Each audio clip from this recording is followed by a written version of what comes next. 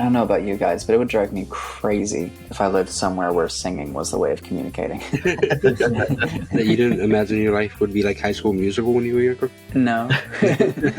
I desperately wanted it not to be. You found the lost Holocron. Hello there. You found the lost Holocron, an ancient artifact of lore and legends from a galaxy far, far away. Each episode of The Lost Holocron, you will join an episodic discussion of media from the Star Wars universe. We will be your guides, Tim. Hey! Me, Kyle. Scott. What's that? And Stuart. G'day. Today we're covering the material up to and including Chapter 6 of Heir to the Empire. Tim, what happened so far? Oh my goodness, there are so many story threads, and it's only Chapter 6, Kyle. So, this is 5 years after the Empire's defeat over Endor and Return of the Jedi. And unbeknownst to the New Republic, Imperial Warlord Grand Admiral Thrawn has been taking strides and collecting tools and technology left by the late Emperor Palpatine to aid in his plan to retake territory from, and ultimately destroy, the New Republic. After a parley with smugglers Talon, Karrde, and Jade to collect ysalamir, Thrawn weaponizes their obscure ability to create voids in the Force so that he can neutralize a Dark Jedi clone named Joruus C'baoth and negotiate his allegiance by offering him Leia's unborn twins. Meanwhile on Coruscant, political infighting seems to be stalling the establishment of structured governance within the Council of the New Republic. Despite personal growing pains, numerous responsibilities, and logistical issues, Han, Leia, and now Luke are assigned a diplomatic mission to Bimmisaari. Luke, it seems, has been requested to join them last minute. Thank you. And Scott, you want to summarize the chapter for us? So, Chapter 6, Han and Leia travel with Luke and C-3PO to the planet Bimmisaari on a diplomatic mission to negotiate the terms of the BIM joining the New Republic. Leaving Chewbacca and R2-D2 on the Millennium Falcon, the four of them are treated to a brief greeting ceremony. However, before they can arrive at the planetary government, news arrives that the key negotiator for the BIM has suddenly taken ill. Luke and Han are invited to inspect relics of the Old Republic, while Leia is shown around the market, but a suspicious Han decides to join Leia instead. His suspicions prove true when they find themselves encircled by numerous armed individuals of an alien species they don't recognize. Oh no. Even though they don't recognize the aliens, it should be clear from the description that this is supposed to be the Noghri. That's what I thought. Oh, That's I what wondered. I thought. Yeah. I didn't know that. I just thought they were grays because they were described as short, steel gray skin, black eyes, protruding jaw. I just thought they were grays. Oh. I just pictured little gray men with staffs. I kind of thought the Noghri were a lot taller, but it says like that they were kind of short like the rest of the crowd of the BIMs. They were pretty short in Jedi Academy. They were, that's true. They were. Yeah. I think we get the same description of Rook in the first chapter. Yeah. Leon goes into meet Thrawn for the first time that we meet him. That he has dark eyes, protruding jaw, the nightmare in the dimness. Short, wiry creature, less than half a meter away. That's right, short and wiry. Yeah. Like a Bothan. Like a Jack Russell Terrier. I enjoyed that this chapter started with Han was like kind of got under Luke and Leia for having like a moment, and he's like, I don't like it because it feels like I'm only hearing half a conversation. Then cut to Leia not being able to understand Wookiee, which is something that Han and Chewbacca just talk about to each other constantly. Oh, I didn't catch that detail either. Oh my goodness. Oh yeah, I remember that. Good catch, Kyle. Wow. Damn. Like that's like I just thought it was funny that he's calling her out or calling them out for that, and it's just like that's just what he does constantly. Yeah. Literally. Yeah. My goodness. That Han. Whatever.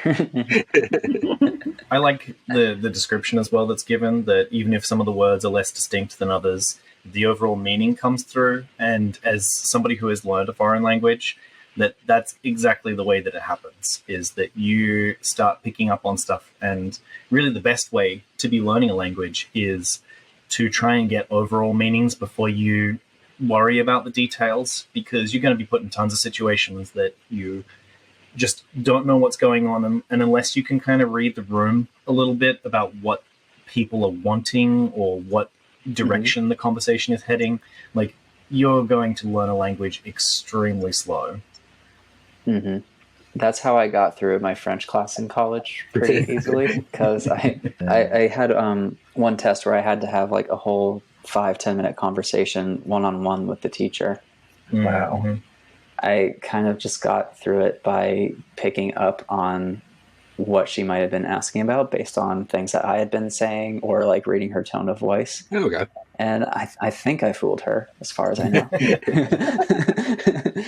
Yeah, I wish my wife could speak more Tagalog, because she grew up in that environment, but she's forgotten most of it. And I just thought it would be so cool for her to teach my kids, but oh well. I'm kind of teaching myself here and there, but it's mostly just like vocabulary. What is Tagalog? It's one of the languages from the Philippines. Oh, one of the languages. It's the more popular. It's like the most popular. It's the third most spoken language in California, if you didn't know that. Really? Oh, really? Did not expect that. All right, guys, I have a particular beef to bring up with Timothy Zahn in this chapter.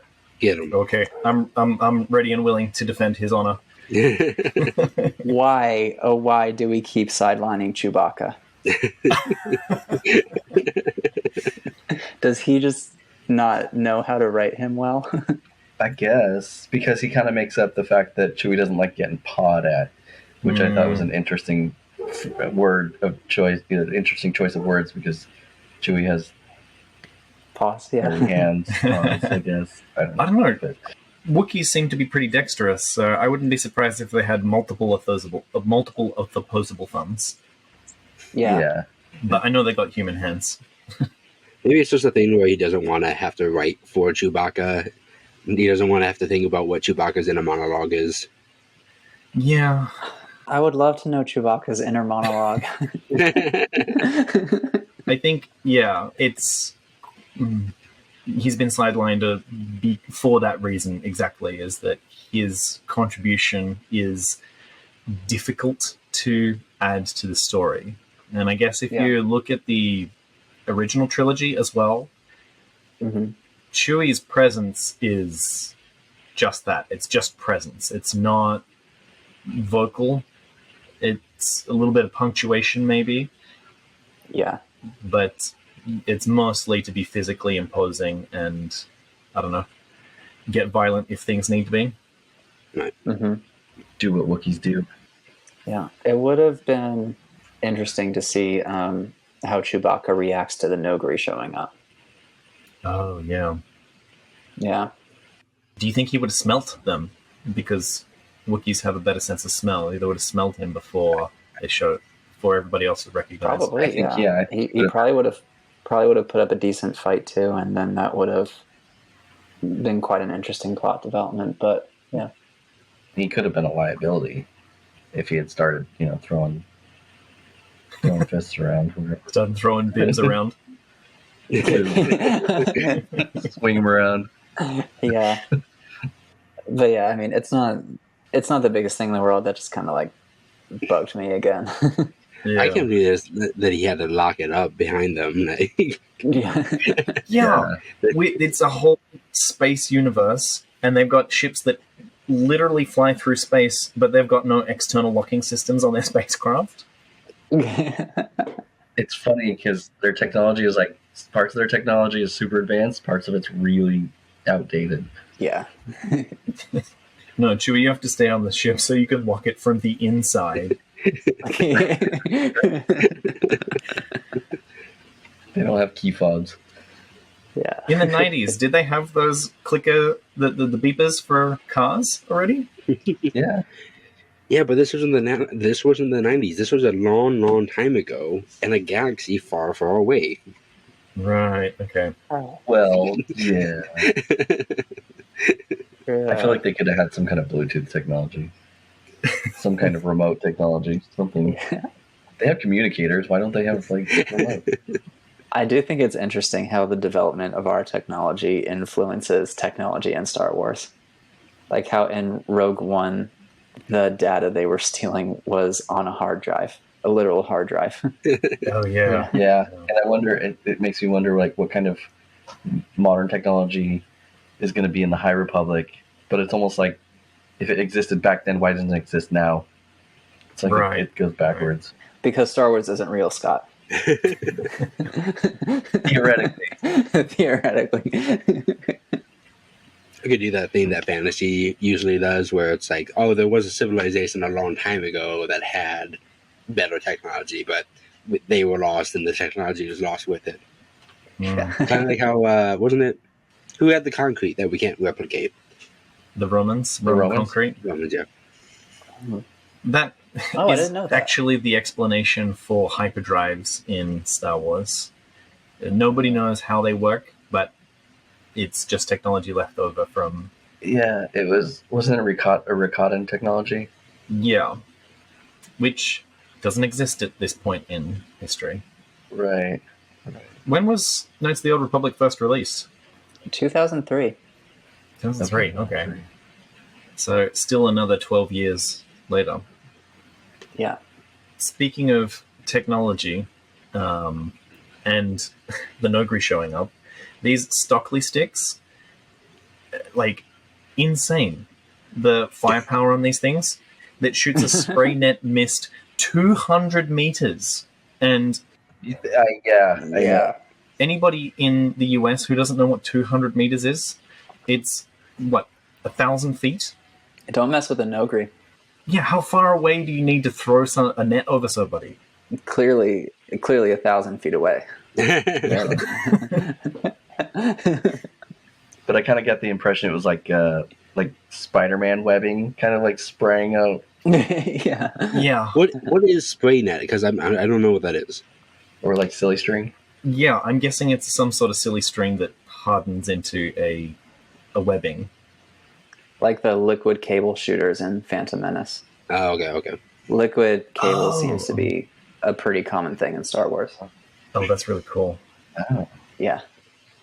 Well, I guess it's exactly like Spider-Man's web shooters, right? Yeah. Kind of. Yeah. I'm kind of wondering if that's a bit of erratum that's made it through all the editions, is that it's supposed to be 20 meters, because that seems reasonable for what is ostensibly Yeah. a melee weapon. Yeah. Yeah, 200 meters is really far. You know, Yeah. unless it's supposed to be a kind of shock stick / sniper rifle. Sniper silly string. Everyone tries to capture targets by sniping them. You know what? Now that I say that, why don't they try to do that? Capturing by shooting them with a 50 cal bullet. No, if you have a capture weapon that has a sniper rifle's range, Oh, yeah. that's pretty overpowered. You could get anyone. Oh, that's kind of what like sleeping dogs are for. Right, yeah. Oh, yeah. Right. The dart gun from Jurassic Park that like instantly knocks him out. It's like, how does the venom get to the system that fast? Yeah, those are pretty intense weapons. When they get to the city, they demand that they hand their weapons over. I think that's always stupid. I hate when Yeah. like, oh, we don't have any weapons. There's hundreds of things that can be used as weapons, and it's just like to say Right. there are no weapons here. Or, I don't believe you. That's a lie. Someone has a weapon here. Maybe they were lying to them. Yeah, because it seems Yeah. like this is the trap. I feel like it was a setup. Yeah, it's a big setup, Yeah. this whole chapter. Yeah. I thought it was cool that they didn't make Luke take his lightsaber down or put the lightsaber back. It's almost like, they may have not, our discussion about, did anybody really know about the Jedi? Like, were the Jedi well known through the galaxy?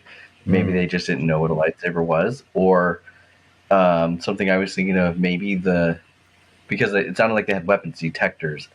It would be kind of cool, and this is just my idea, but it would be cool, like if the kyber crystal could almost hide itself or shield itself from weapons detectors. Oh. Yeah. That That would be a neat idea. I don't know if it's established what kind of crystal Luke is using at this point, because I mean, kyber crystals are canon. Scott, you and I have talked about crystals a lot. You know, I like kyber crystals a lot. But if this is Legends, then he'd be using a synthetic crystal. That's true. But this is 1991 Legends. Yeah. So what was Timothy Zahn imagining? Yeah. Yeah. It is an interesting detail that they wouldn't take Luke's lightsaber. I think I like the explanation that the book gives in that it's ceremonial. It seems ceremonial. It seems part of the attire. And that's why... Yeah. Right, yeah. And this species seemed like they were very... they held ceremony and tradition in very high regard. True, Yeah. Particularly their own language is sung. It didn't seem like anybody speaks that, like, it is a tonal language to the point of you sing absolutely everything. Yeah. And I think that's probably why I thought they were birds.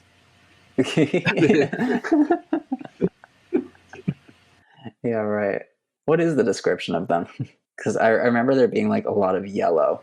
Yellow, and they were wearing yellow. Half-furred, it describes them in both chapters, the previous chapter and this chapter. Han kind of laments, I don't want to have to penetrate the psychology of a half-sized, half-furred alien. And then we get the half-furred description as well on the first page, I believe. Yeah, that's probably what I was thinking of, too. I don't know about you guys, but it would drive me crazy if I lived somewhere where singing was the way of communicating.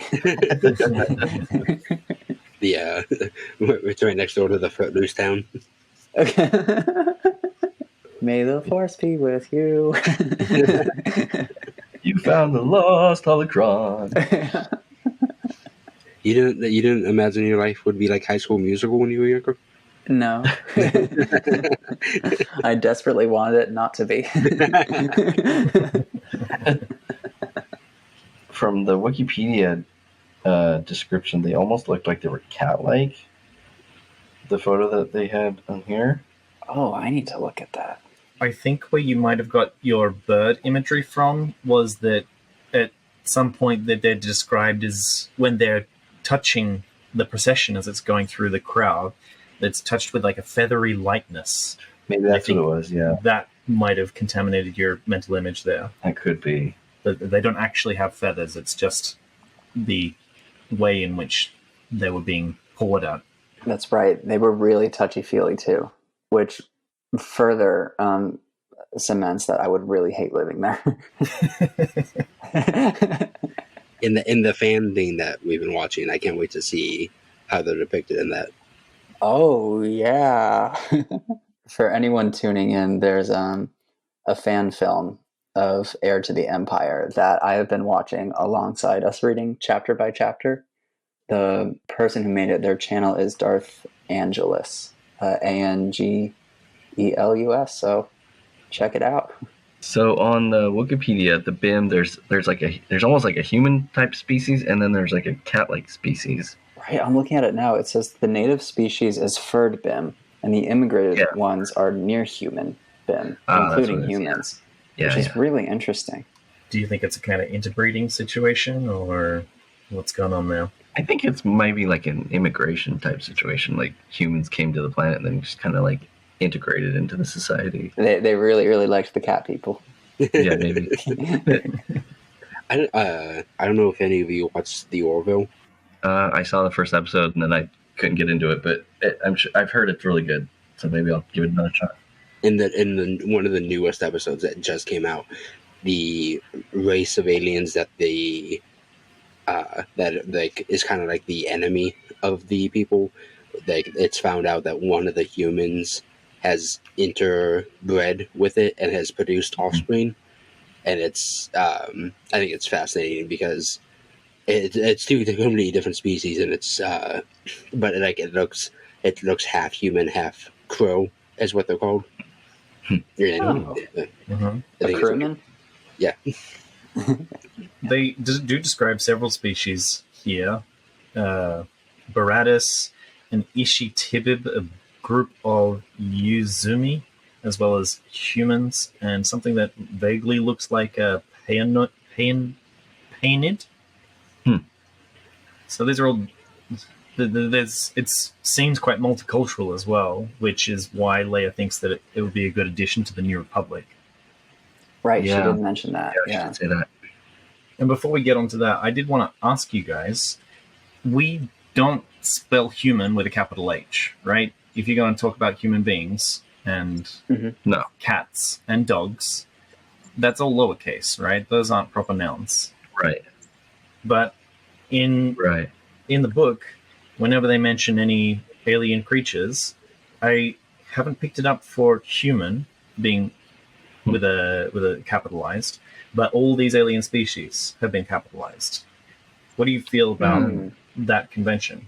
My first thought is, are the people in Star Wars referred to as human? Yeah, humans are definitely regarded as human. Humans are humans, right? Just like Zabraks are Zabraks, and Okay, and then second, I think it's normal. Like, I think it's just it's there's multiple species out there. I have noticed that it's typically based on the planet name, so it's like an extension of it. But then that also raises the question: well, isn't a human from Iridonia also Iridonian? Right. So that's okay. There's probably a fair amount of culture wars on every Star Wars planet then. Yeah. probably. Yeah. So you think that like human is human as a species, but then these people are being identified as a cultural subgroup, like American, Australian, Japanese is capitalized? Potentially, yeah. My thought process was like, the first thing was like, oh yeah, I mean they're from that planet, so yeah, of course they're going to be named that. But then, why doesn't that also include humans? So that was basically my thought process. So maybe we're doing it wrong, and we should be capitalizing humans. Yeah. But then there would have to be a planet called Huma or something. Right. That we all came from. Well, maybe just our convention is wrong. Yeah. Well, maybe it is, yeah. In the Wikipedia page under their entry for human, they have different races as like Alderaanians, Corellians, Happens. So basically, like from where they're from. Gotcha. So is it just humans that get to be named by different cultures? Or planets as well? I wonder. Yeah, maybe. Yeah. So I don't know. There's this one bit of dialogue, this one situation in Knights of the Old Republic 2 that you can come across where there's an Ithorian. And if you interact with them in a certain way, you eventually find out they're part of a secret group called the Ithorian Supremacy League. What? Yeah. For the well, I mean, it's self-explanatory. Yeah. But I mean, looking at what seems to be like a fair bit of privilege that the human species gets in Star Wars, I'm kind of like, you know what? I get it. I get why you feel that way. So here's something else about the Zabrak. It actually says subspecies for Dathomirian and Iridonian for Zabrak. Oh, okay. Interesting. No, that's a very good example because that's like two different planets mentioned. Yeah. Whereas humans are humans, I guess, regardless of what planet they're from. But I guess other species could be subspecies or other, I guess, races, I guess. I thought there was a kind of like normalization going on of humans, that despite there being a large number of alien races in the Star Wars universe, that humans constitute like 60 to 70% of the total galactic population. And so because they are the most numerous, there is a kind of normalization happening that if you are human, you're normal. But if you're a Twi'lek, then you are, other, in the same way that we other genders in our world, that we have a normalization that an emoji is male unless specified as female, which is really fucking stupid, really. Yeah. Is that a normalization? Yeah, because like there's no difference between like you go to a bathroom stall, right? There is a stick figure for a man. There is nothing on there showing that it is male or female, but the normal is to default the stick figure to man, and that a triangle it indicates female. But like, you know, men can wear kilts, men can wear Yeah. skirts. Women can wear pants. Yeah. Any amount of clothes that you can put on a human doesn't change their gender or their identity. And the fact that we normalize the something to male it seems like a little bit the same thing in this universe of like human is just the default. And Yeah. I get that too, yeah. there seems to be a little bit of privilege going on there. So yeah, I can see why the Ithorians are looking for some. Yes. Anyway, I just signed up for the Ithorian Supremacy League to help fight against this. Is there a form online or? Yes, there is. It's on 4chan. Of course. Where else would it be? Tim, before we go away from that, is that on which planet is that on? Where can I find that storyline? That's on Nar Shaddaa. Nar Shaddaa. Okay, I'll go. If you go to the docks, there's I believe his name is Lasavu, and you help him with cryogenic power cells. And I don't know how exactly you get to that dialogue. I think you have to do some kind of dark side thing to agitate him. But eventually he'll just be like, I am part of the Ithorian Supremacy League. You can't treat me like this. We are the superior species. Oh. It's such a random, unexpected thing, but it's so funny. This is in KOTOR? Yeah, Knights of the Old Republic too. Okay. Yeah. One small thing that I really enjoyed in this chapter was the exclamation "Good skies." Oh, yeah, I like that too. Yeah. Yeah. That's a very good one. Yeah. I got real great Scott vibes from it. I feel like that's one thing that is very consistent and makes something feel Star Wars to me is these kind of exclamations and cursing that takes place in the universe. That they don't say, oh my God, or go to hell, or anything like that. That these phrases are changed to make them feel familiar, yet they're of a different culture. And then they have completely unique ones like Karrde. Yeah. Yeah. Yeah. Dank Ferric. That one's actually really fun. I love that one. Yeah. That's cool. Yeah. In I think it's Jedi Academy, Kyle Katarn says Sith spit. Right. Yeah, that was such a fun one.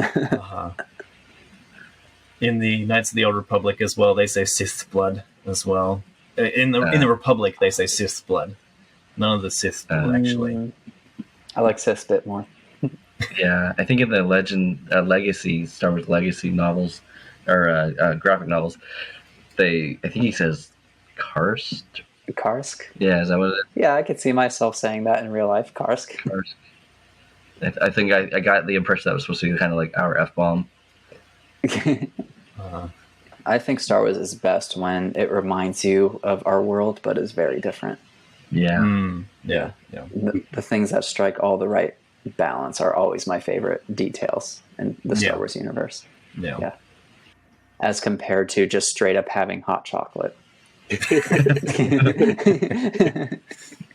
that still bugs me. Yeah. I like to think about how our culture and our ideas might change in the future when we become spacefaring or at least extraplanetary as a species. That there's going to be less.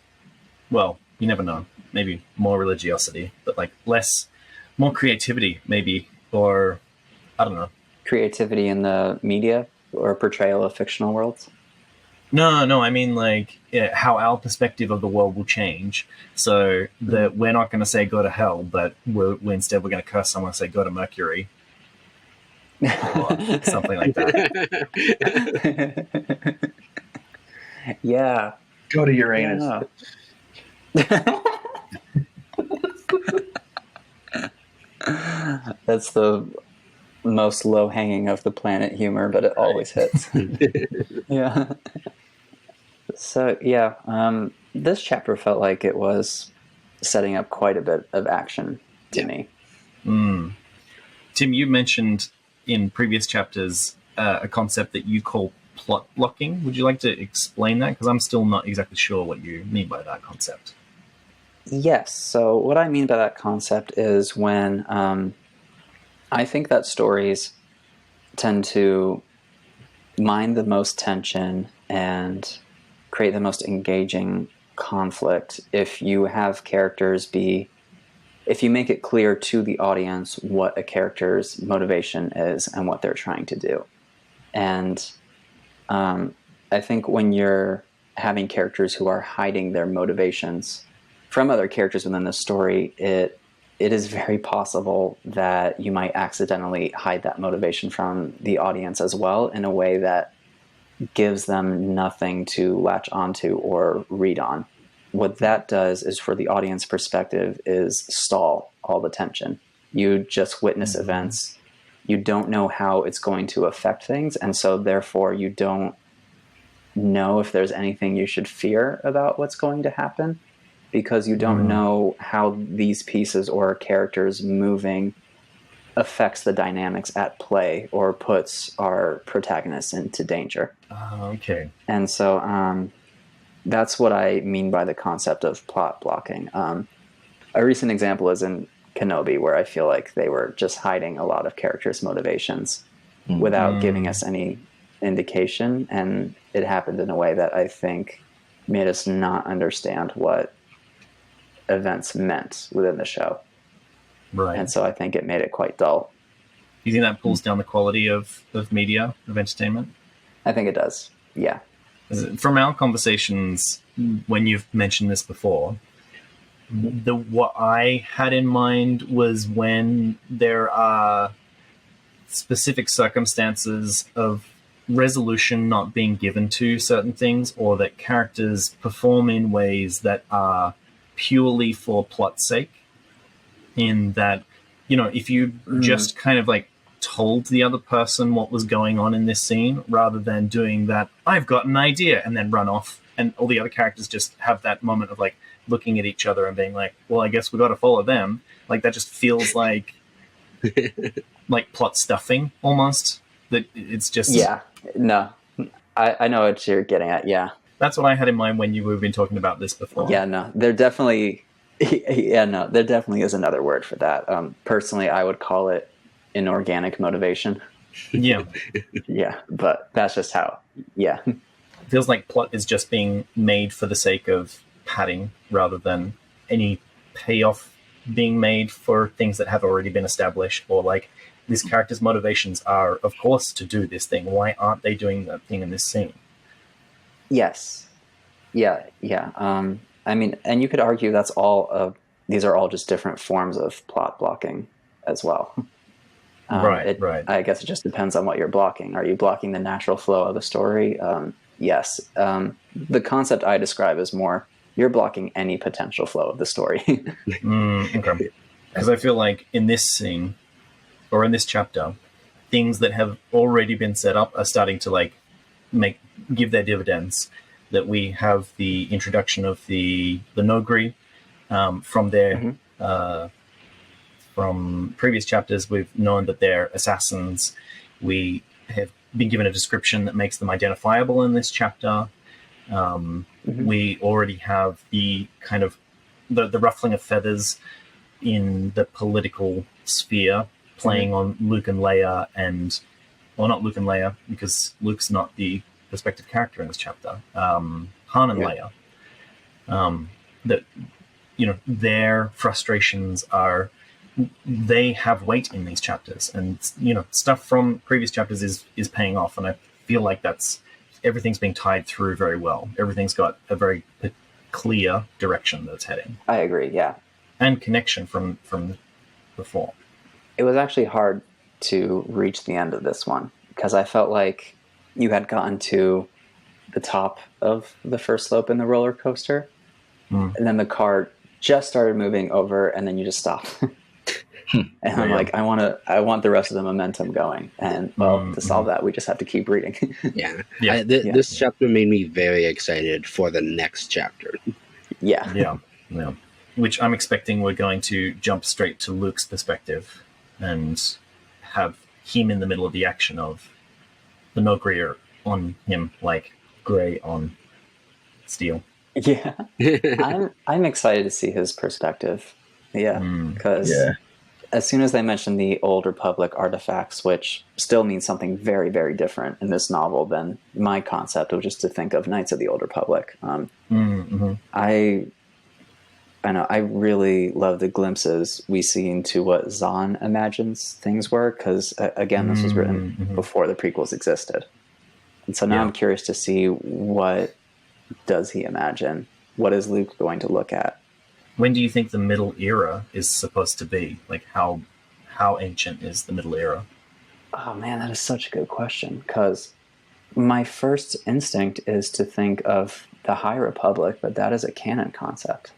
Yeah, I was going to ask you, Tim, about. I would guess that that's about the time that the Middle Era might be. Yeah.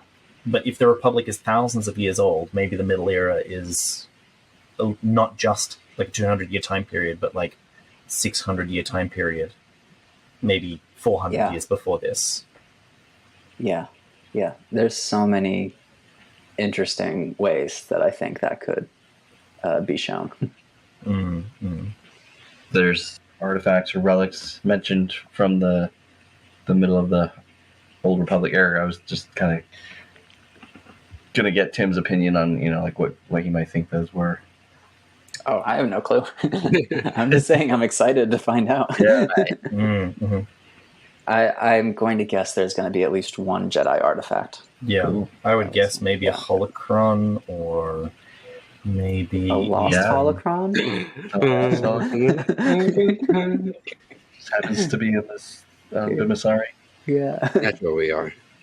Yeah. But yeah, I feel like that was a good honeypot for Luke to be pulled away from the group, because they were definitely like trying to split them up, as this was a big setup the whole time. And I feel like even the narrative setup for this setup in the book was building on things that we already knew about going forward from previous chapters. But it seems a little bit of an oversight of like, oh yeah, Han's also going to be interested in these Middle Republic artifacts. He doesn't seem like a guy to go to a museum and be like, I'm quite interested in what happened 300 years ago. They probably specifically wanted Leia to be separate, because Han's basically not anyone particularly important at the moment, even though he actually is. He has an important job. I mean, they definitely wanted her by herself. Yeah. Because that's what Thrawn is after. He's after to capture her and then take her unborn children. Right. Yeah. Maybe that's why they wanted to leave Chewbacca behind, because if they did just make them leave their weapons there, Wookiees are just formidable hand to hand. Like he's a weapon in himself. Right. Yeah, but I forget, did they request that Chewbacca stay behind? I'm sorry. I should have specified. When I said they, I mean Timothy Zahn. Oh, okay. Yeah. Yeah. It does kind of frustrate me when you start thinking about what did the writer want to do in this instance, or what are they wanting to look around, because it does distract from the story. But even then, like, I mean, I kind of didn't see the plot coming, because I really wanted to believe that the Bim were good people. Yeah. See, I feel like Chewie stayed behind because this is a diplomatic mission. Everything about it was like diplomatic coding, and Wookiees aren't about pomp and ceremony. They're about, I don't know, swinging through the trees, yelling like Tarzan, and hand-to-hand combat. So he's like, last time I was in a ceremony, I didn't even get a medal. He did get a medal, though. He just refused. I ain't waiting around to see if I'm going to get one this time either. So I feel like, we haven't seen a lot of Chewbacca so far, but I feel like his motivation for staying on the ship was like, I'm just going to be side-wheeled. I know that I'm going to be side-wheeled. There's chores that I need to catch up on in this household, and I need to count the ticking in this RV. Well, she said something in the RV. Yeah, I thought the RV. That's pretty much what it is. Flying Winnebago. Yeah. But yeah, she said something about him staying behind to fix the stabilizers or whatever. Because it's like, I get the impression that the ship's always falling apart. Something always needs to be fixed. No, I feel like he's where he wants to be at that point. Definitely, yeah. What did you think of that Luke didn't sense any duplicity in the BIMs, and it does turn out to be a big trap? So, what went wrong there, do you think? Right. I know that. I thought that was a little weird. He couldn't Maybe he just has a lot on his mind. Yeah, maybe just lots going on. That is a very Luke thing. He's distracted. A lot of things going on. Obi-Wan just said goodbye. His sister's pregnant. Yeah. He has the weight of the building a government on him. Yeah. Being the religious powerhouse. And Luke does struggle with focusing on the present. Yeah. Yeah. Mm-hmm. How big of a role does Luke play in rebuilding this republic, though? He is the only Jedi. Right, but is he a member of the government, or is he just Luke? Is he just like their Jedi consul, basically? I think he's more of a figurehead. Yeah. What I imagine is like the relationship between the Pope and the kings or emperors of old Europe. Okay. He's a religious figurehead that provides moral counsel and and whatever senses bad vibes in Coruscant. Like a chaplain or something for the Republic. And it's like a human lie detector as well, almost, to I don't know. That would be the philosophical kings, I guess. Yeah. No, that's good though. Yeah, he's like their religious consul. Yeah. Hey, so I have a question. And like chapter 2 was mentioned, Luke had to go through and like sense bad vibes or like the presence of Palpatine in the temple on Coruscant. What do you think a Jedi exorcism looks like? Do they have Force holy water? I was thinking meditation too. Yeah, meditation. I think it doesn't look like much. I think it probably just looks like someone walking around. Okay, Dave Filoni, if you are listening, you need to make a Jedi exorcism episode in anything someday, maybe Tales of the Jedi. Because I would really enjoy to see something like that in Star Wars. Yeah. Maybe it looks like the cover where Joruus C'baoth has got light shooting out of his fingers. He's just like standing He's expelling the dark side. Yeah. A paranormal show where they're hunting ghosts, but it's just a Jedi. They're hunting ghosts on Korriban. Yeah. Force Ghostbusters. So the Sith, they had alchemy, but the Jedi don't seem to have their own version of that. It does seem very individualistic, very monks in the temple and the top of the mountain kind of things. Whereas the Sith seem more like the witch doctors and schemers. More active. Yeah. Jedi seem more like clerics or paladins or something, but the Sith seem more like witch doctors or necromancers. So, I think that as you might have mentioned, that what's going on is going to be very internal, not external. There's not going to be a lot of show of like throwing incense around or whatever. It's going to be kind of astral projection. I mean, some things will get thrown. This is the Force. Astral projection into a memory that is living in that place. That's what I imagine. That would be really cool, honestly. Yeah. Anyway, just a thought. When they were in the markets, there was a BIM that was gesticulating at them with trying to draw their attention to some carving knives. Yeah. Do you think he saw something going on and was like, hey, don't you need a weapon? These guys are coming up on you. Would you like something to defend yourself? I didn't feel like that. I thought it was more like just, like, hey, check out these pretty cutco knives. Yeah, that was the impression I got too. Yeah. I thought he was going to signal them, just for the fact that, like, of all wares to be sewing, to be like, hey, you should really look at these knives on this planet that doesn't allow weapons. Yeah. Maybe it wasn't that, but Well, yeah. That kind of point of information did seem a little bit too convenient. Like, you could defend yourself with these things, not like, oh, hey, these are our traditionally woven cloaks.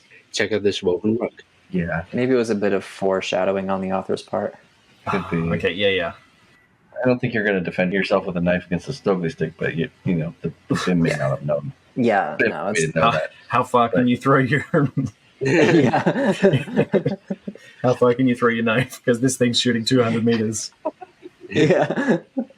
Why does there need to be so many of them? Because they said that there were 10 of them, and they were all about 10 meters apart in a circle around them, right? Well, they had to take basically a Jedi and Leia, who's kind of part of a Jedi. Well, no, I'm just saying, Nick, that why are they even that close if they can shoot at 200 meters? Oh. Yeah. Well, I mean, it was a crowded marketplace. Yeah, they probably don't want to have a lot of collateral damage with their Stokely sticks shooting, Spider-Man. But then also, webbing. why are they standing in a circle? Are they going to net their allies?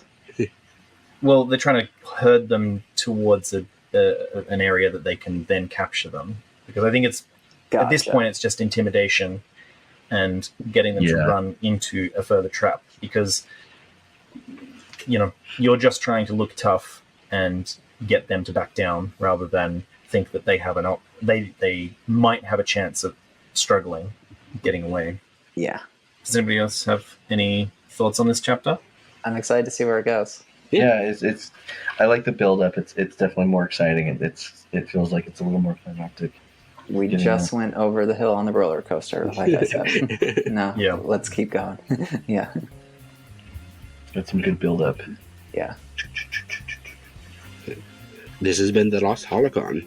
You can find transcripts, links to discussions, and more at our website, lostholocron.com. While you're there, you can learn how to support the creation of future episodes. Read on, and we will be waiting for you in the next transmission. We would be honored if you would join us.